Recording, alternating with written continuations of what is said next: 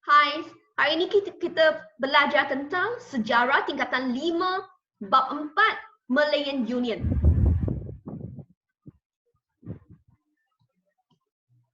Malayan Union merupakan satu konsep yang diperkenalkan oleh golongan British terhadap golongan tanah Melayu. Terdapat 4 sebab untuk membentuk Malayan Union. Sebab pertama ialah untuk menjimatkan kos pentadbiran. Sebab kedua ialah melahirkan pentadbiran yang licin. Sebab pembentukan Malayan Union dapat menyeragamkan semua sistem pentadbiran. Ini menjimatkan kos, ini melicinkan pentadbiran di tanah Melayu. Sebab ketiga ialah untuk menyediakan tanah Melayu untuk membina kerajaan sendiri.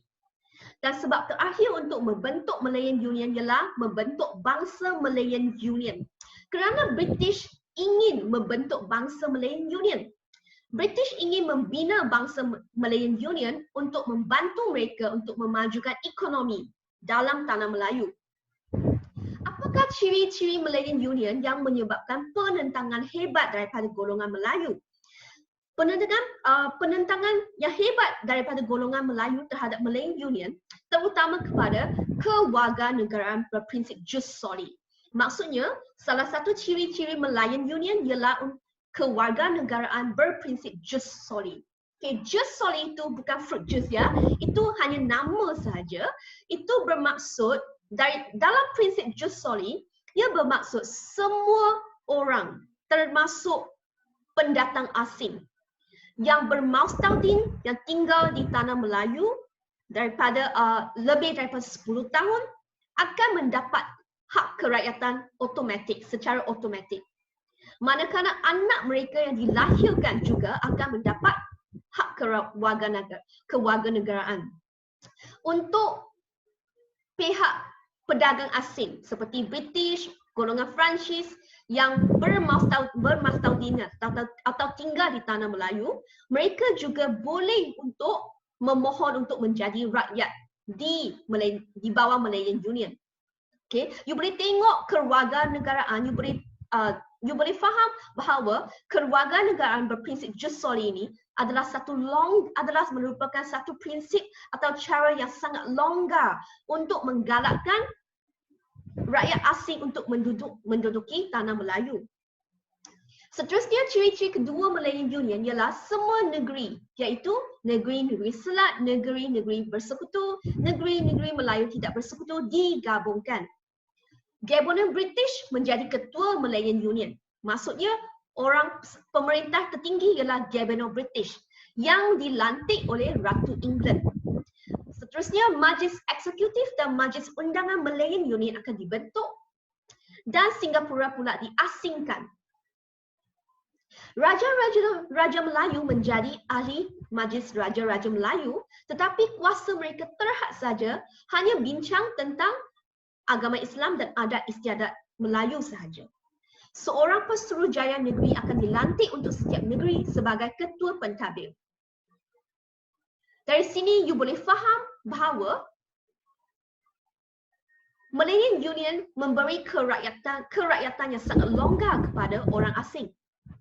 Kuasa raja dan pembesar dikurangkan atau dihapuskan. Apakah reaksi penduduk tempatan?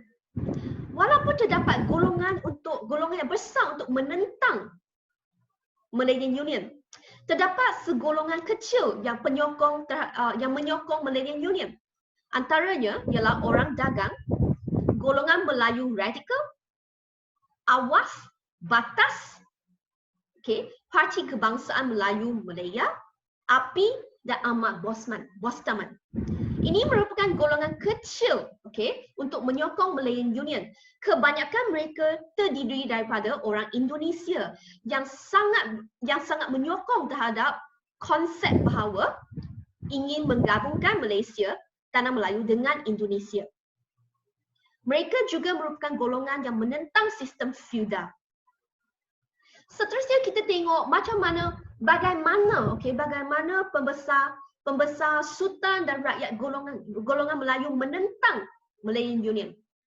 Antaranya melalui akhbar Melayu seperti Utusan Malaysia, Melaya. Selepas tu Persatuan Melayu juga menulis surat, dan mengirim surat kepada pejabat di London. Manakala demokrasi damai diadakan, lepas tu Datuk Onn Jaafar mengadakan kongres sebanyak 2 kali. Dalam 2 kongres tu, UMO ditubuhkan dan akhirnya UMNO ditubuhkan juga. Okey, apakah tujuan utama membina untuk menubuhkan UMNO? Iaitu melindungi hak-hak istimewa orang Melayu. Kongres kedua diadakan untuk membantah pengisytiharan Malayan Union pada 1 hari bulan April 1946. Selepas tu, rapat umum diadakan di setiap bandar besar dan pula yang akhir sekali, raja-raja Melayu berkumpul di Kuala Kangsar untuk menyuarakan bantahan terhadap Malayan Union.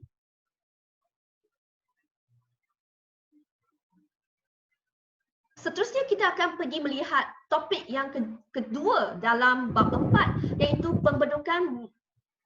pembentukan persekutuan. So I'll see you in the next lesson. Bye.